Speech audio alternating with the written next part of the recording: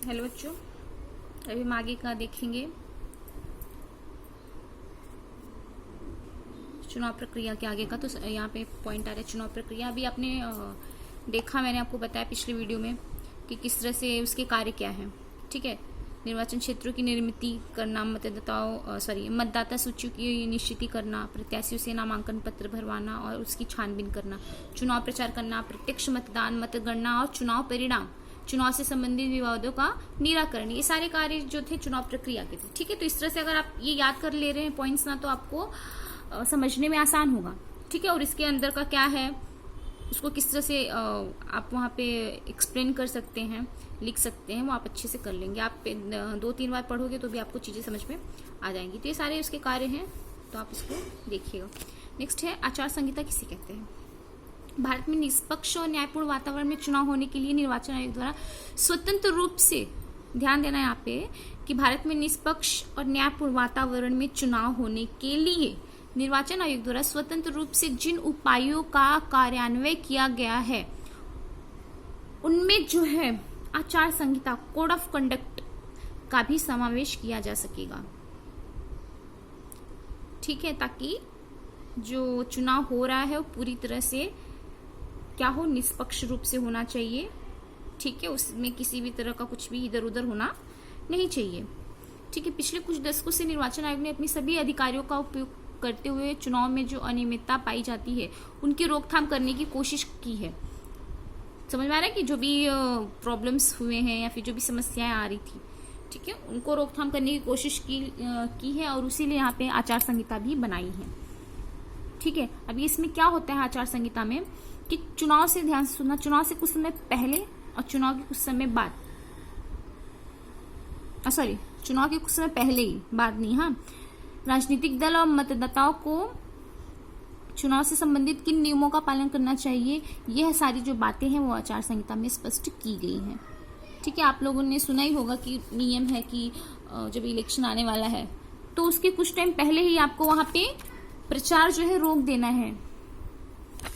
समझ में आ रहा है, प्रचार रोक देना है, यानी कि आपको जब तक प्रचार प्रसार करने का टाइम दिया गया है तब तक करिए। उसके बाद जब वहां पे आचार संहिता लागू हो जाती है तो उसके अंडर में आप ये सारी चीजें नहीं कर सकते हो।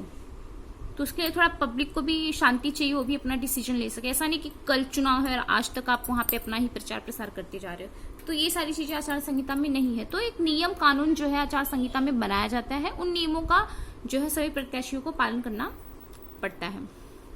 सरकार भी इन नियमों को भंग नहीं कर सकती है। पिछले कुछ चुनाव में आचार संहिता का पालन न करने पर जो कार्यवाही की गई है उसमें सामान्य मतदाता आश्वस्त होता दिखाई देता है। समझ में आ रहा है कि नहीं, यानी कि आचार संहिता आ जाने की वजह से एक बहुत ही लोग क्या हो चुके, पूरी तरह से आश्वस्त हो गए हैं। ठीक है, किसी भी तरह का उनके अंदर डर भय नहीं है। समझ में आ रहा है। नेक्स्ट क्या है, निष्पक्ष और न्यायपूर्ण चुनाव करवाने में आने वाली चुनौतियां कौन कौन सी होती है, ये तो आपको पता ही होगा।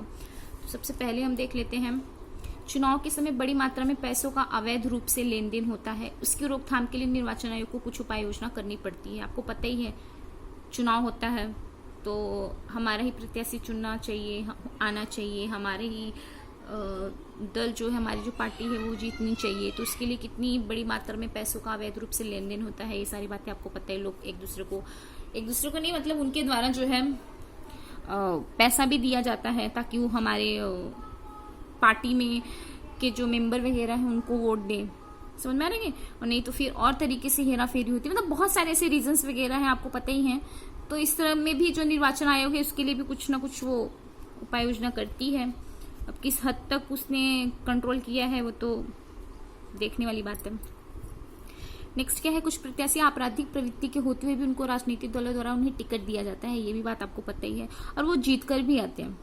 इससे राजनीति का क्या होता है, अपराधीकरण होता ही है, क्योंकि पहले से ही वो कुछ ना कुछ तो किए ही रहते हैं, है ना।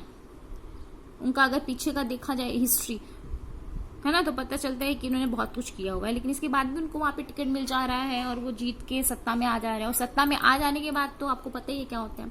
तो साथ ही निर्वाचन आयोग को भी निष्पक्ष और पारदर्शी वातावरण में चुनाव करवाने में बहुत सारी समस्याएं होती है। समझ में आ रहा है कि नहीं। तो ये भी एक क्या है, चुनौती है उनके लिए।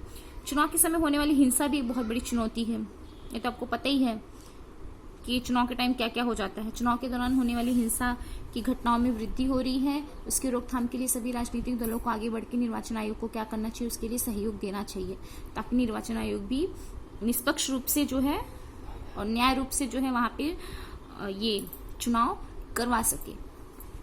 राजनीति में अपने परिवार का प्रभाव बना रहे, इसके लिए रिश्तेदारों को उम्मीदवारी देने की कोशिश की जाती है, जिससे प्रतिनिधिक संस्थाओं में पारिवारिक एकाधिकरण निर्माण हो सकता है। यानी कि इसमें क्या बताया गया है कि आप लोग देखते हो एक ही फैमिली के जो मेंबर्स रहते हैं, तो कोई उस पद पे है, कोई उस पद पे है, कोई उस पद पे है, यानी कि कोई अलग सा वहां से चुनाव जीत गया है, कोई वहां से चुनाव जीत गया है, यानी कि एक ही परिवार के लोग आ रहे हैं।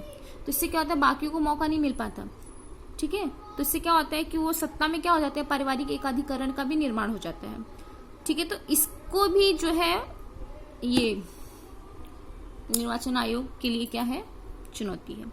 चुनावी सुधार, चुनाव एक निरंतर चलने वाली प्रक्रिया है, आपको तो पता ही है, बंद तो होगा नहीं। चुनाव पर लोकतंत्र का भविष्य भी निर्भर रहता है। उचित सुधार करने पर चुनाव प्रक्रिया की विश्वसनीयता क्या हो जाती है, बढ़ जाती है। यहाँ चुनाव सुधार के बारे में कुछ सुझाव दिए गए हैं, आपकी दृष्टि में उनके क्या परिणाम हो सकते हैं, है ना। अभी चुनाव प्रक्रिया क्या है, वो तो हमेशा होने ही वाला है, चलने वाला है, ऐसा तो नहीं है खत्म हो जाएगा। ठीक है, तो एक निष्पक्ष और न्यायपूर्ण चुनाव होना चाहिए। ठीक है, और उसके लिए यहाँ पे कुछ सुधार दिए गए हैं, तो आपकी दृष्टि में उनके क्या परिणाम हो सकते हैं, यहाँ पे देखिए। नंबर 1 पॉइंट क्या बताया है कि राजनीति में महिलाओं को प्रतिनिधित्व बढ़ाने हेतु राजनीतिक दल 50% महिलाओं को उम्मीदवारी दे और उन्हें चुनाव में विजयी करवाने की कोशिश करे।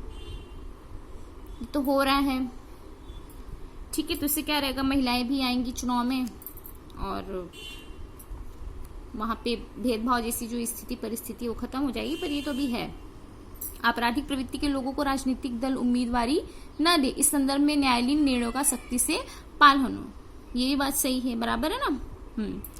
नेक्स्ट क्या है, चुनाव का खर्च सरकार द्वारा किया जाना चाहिए, जिससे राजनीतिक दल आर्थिक अनियमितता नहीं करेंगे और चुनाव के समय धन के दुरुपयोग को रोका जा सकेगा।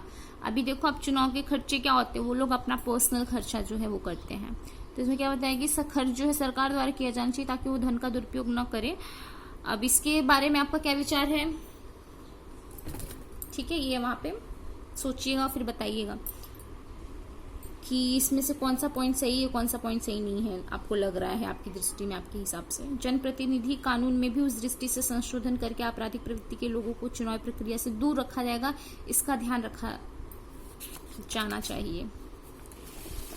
ठीक है बच्चों, तो इस पार्ट में हमने चुनाव प्रक्रिया का कई अंगों से अध्ययन किया। अगले प्रकरण में हम भारतीय राजनीतिक दलों का अध्ययन करेंगे।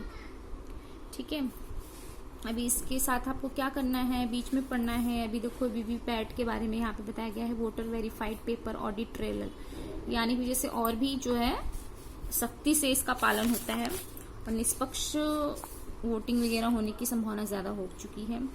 ठीक है, और मतपेटी से ईवीएम मशीन तक की यात्रा किस तरह से देखो चुनाव वगैरह होता है। अभी तो खैर आप है ना वोट देने के लिए एलिजिबल नहीं हो, लेकिन आप जब देखो जाओगे तो ये सारी चीजें आपको वहां पे देखने को मिलेंगी, कैसे कैसे होता है। समझ में आ रहा है बच्चों। तो लेसन तो बहुत ही ज्यादा सिंपल था, कुछ था नहीं इसमें। आप वो सारी, मुझे लगता है कि मोस्ट ऑफ बातें आपको यहाँ पे समझ में आई होंगी। ठीक है, और जो नहीं समझ में आया है तो उसको पूछ लीजिएगा, बस की क्वेश्चन आंसर करके दिखाइएगा और साथ साथ में पढ़ते चलिएगा। ठीक है, जो भी यहाँ पे पॉइंट्स दिए गए हैं ये भी समझ लीजिए। ठीक है, ये सारी चीजें आप यहाँ पे समझिएगा और देखिएगा। ठीक है बच्चों, चलो फिर।